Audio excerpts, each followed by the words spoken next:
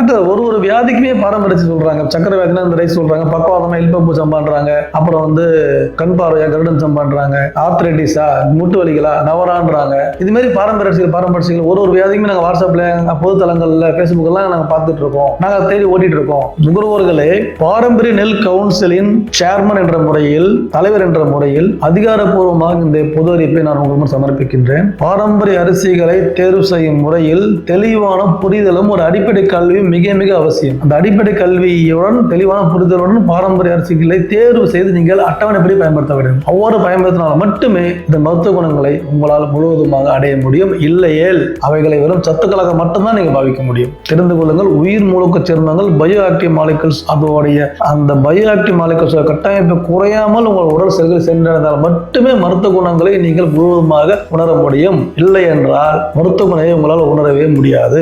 அதோட வெளிப்பாடுகளை நீங்களால் உங்கள் உடல் ஏற்றுக்கொள்வதற்கான வாய்ப்புகள் மிக மிக குறைவுள்ள அடிப்படையில் 0 மட்டுமே. ஆகையால் தெளிவான புரிதலுக்காகவும் அடிப்படை பாரம்பரிய அரிசி தொடர்பான அடிப்படை உணவுமுறை கல்விக்காகவும் தொடர்ந்து இணைந்திருங்கள். என்னுடன் டாக்டர் ரகுநாதன். ரைஸ்னு கமெண்ட் பண்ணுங்க. அனைவருக்கும் சொல்லுங்க.